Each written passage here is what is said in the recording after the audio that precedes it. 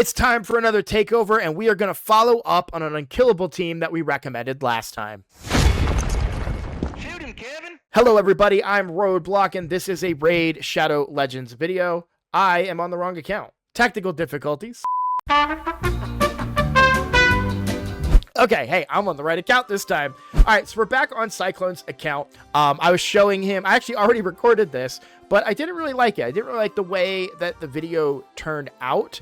And I realized at the end of it, I said some things that were, like, I flubbed some things and thought some champions were certain affinities and stuff. So we decided to re-record it to get a more accurate depiction for what we're trying to do in this video. So previously, we recommended an unkillable team.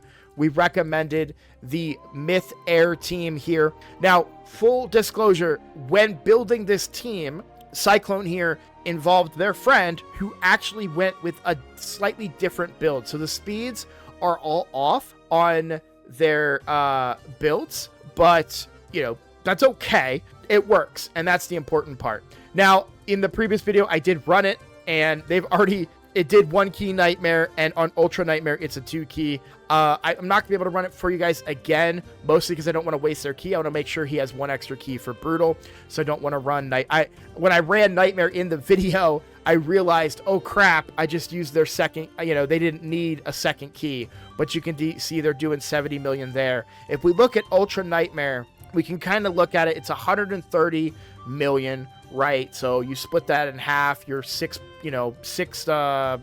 something million. Stop right there. Click the link in the description right now to get a free legendary Elenaril and 3 free amazing epics as you level up. Here are the exact steps that you need to follow. Step 1, log out of Plarium Play on PC and uninstall. Step 2, click the link in the description and register with a brand new email. Step 3, launch Raid and complete the tutorial. Step 4, go to your inbox and claim your first champ. Here we go. You'll find Elenaril here, as well as Uugo at level 10, Tagoar at level 20, and Rector Drath at 30. Don't forget to use the promo code Supreme6 to get yourself the awesome Supreme Galek. This is an amazing account start in Raid. So click on my link right now and follow the steps. Looking pretty good, not quite 70 million though, right? And so, well, how does that get better? Well, it gets better over time. The important thing is that they manualed the fight to unlock quick battle. So by manualing the fight, they were able to squeeze out a little bit of extra damage, get that 70 million mark. Why 70 million? If you don't know, 70.28 million, that is the required amount to get the max chest, which is where you can get sacred shards and legendary books. So they manualed it, and now, even though it's a 2 key, they can do a quick battle and knock it out in 2 minutes, right? So really, really happy for them. Glad that the team worked. It needs a few tweaks and improvements, and we're going to talk about those now. So tweak number 1 is their damage dealer is a void affinity damage dealer, which is good for most cases, but has its setbacks. One of which being the fact that on Spirit Affinity, there's no particularly good target available for that affinity. So in this particular case, with a void damage dealer, the target, which Spirit Affinity would want to target Force, but the only Force Affinity champion on there is Heiress. So they target Heiress, and she can no longer cleanse the stun. That is her role. So you need to have a Force Affinity DPS in there to get it to be 100% as well. A great champion for this, often used, is Geomancer, right? That's a Force Affinity champion. A lot of other Force Affinity champions out there. Geomancer comes to mind just because, we love Geo. Geo's great. And in Unkillable, there are some issues with Geomancer, though, to be mindful of. I think that you don't get the full value of Geomancer's damage in a block damage team. I don't think that you get, because you're not receiving any damage, so any of the reflect damage portion of it doesn't get sent back to the enemy. But still, for the most part, I do think Geomancer would work in this team. But a lot of great options out there. You want to make sure, if you can, to try and use a Force Affinity champion in a team like this to prevent the stun from going on to your Heiress. Okay, so the other stuff that we want to look at, and I want to point this out real quick because there's a point of pride for Cyclone here. They have everybody in crit rate 100%. This is pretty good if you can pull it off. If you have a high enough damage dealer on your roster, you don't always need to do this. For my unkillable team that I had many, many years ago before the Wixwell teams came along, I had only my nuker, only Seeker and my nuker, and for me it was a Fushan team, and so I had Fushan, Seeker, and one other champion. Who would it have been? Fushan, Seeker, and my DPS were in 100% crit rate. For this one, they have everybody in 100% crit rate, and it matters, right? It does. It really helps if you can pull it off. If your gear is good enough to get everybody in 100% crit rate, you can really squeeze out a lot of damage. Another quick note that I want to point out, they do have their Deacon in Toxic. I wouldn't recommend that, to be completely honest with you guys. I actually think you're better off with Heiress and Toxic overall. There's a reason that they went with Deacon as their Toxic, but overall, Heiress makes a better choice in a Toxic set because she counterattacks the attacker when an ally is attacked. Because we're dealing with an AoE attacker, allies are attacked every single time, so she counterattacks every single time that the clan boss gets hit. That would be 50 extra hits over a 50 turn fight. So those extra hits equal more poisons, but there's a drawback. That's more poisons that take up your limit of 10 debuffs on the clan boss. When you're using a poison damage dealer like Rowan, who is on a 3-turn cooldown to add 4 extra poisons, you can run out very quickly of room in those 10 debuffs. So Heiress might add too many poisons potentially. So you want to make sure that you're keeping an eye out for that. And it's also worth noting, because Heiress's speeds are higher, in this particular case they went with 266 speed, you can sometimes have a harder time getting those speeds with a Toxic set. So it's not a requirement, it's just something that will help if you can pull it off. So keep that in mind when you're building these teams, to work with what you got. But you don't have to have a Toxic set. It does add a ton of damage though if you can pull it off, so that's a big thing. Another thing that I noticed too, when we're looking at the masteries here, you're gonna notice that we had a hard time hitting the speeds, and a big part of the reason they have a hard time hitting the speeds are their mastery choices. So I want to point out a really, really good mastery for you guys. When you're working with unkillable teams, you do have to take this into consideration with your speed requirements. But Lore of Steel is a mastery that I have on almost all of my high speed champions when I was building them as an early game account, because it increases the set bonuses of certain sets. So when you're talking about Deacon doesn't benefit from it here, but you're talking about speed sets, right?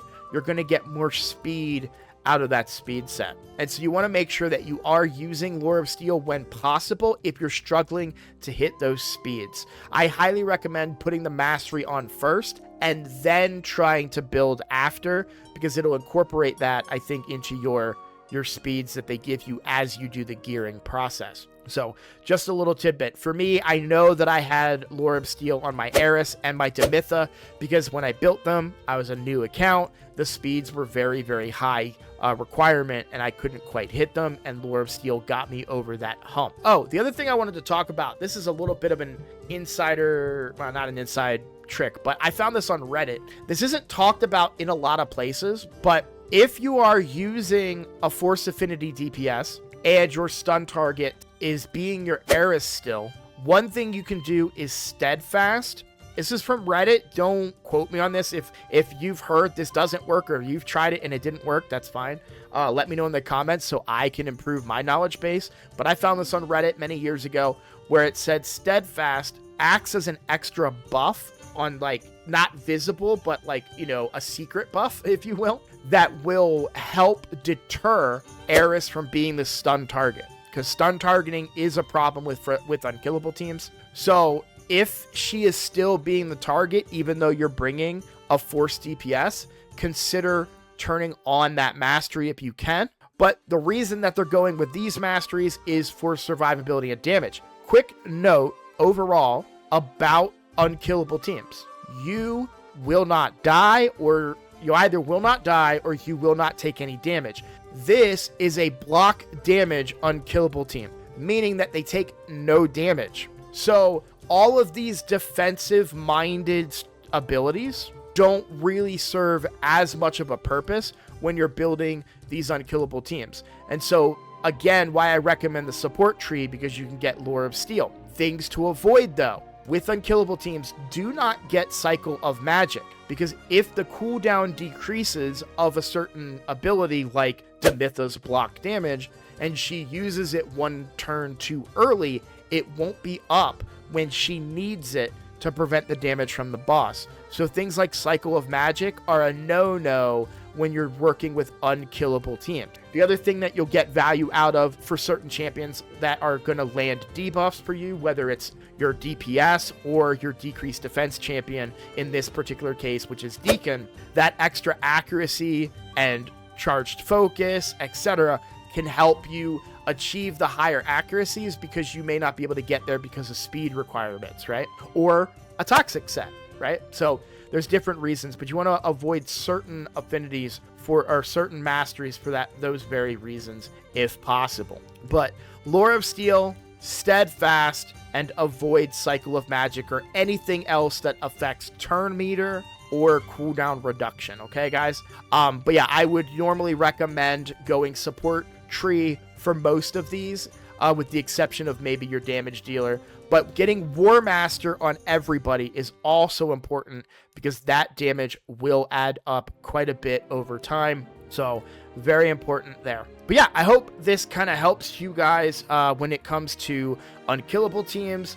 One other thing I wanted to briefly talk about, but we can't really use here, is the speed calculators. So when you're looking at the team, like right here, we're at deadwoodjedi.com, we're looking at the Myth Air team. If you scroll down, there's a button right here that says click to go to calculator. You'll go there, you'll log in, and in here you can see that if the team is perfectly speed tuned, Demitha uses her A3 before every clan boss turn, right? That is a speed tuned team, right?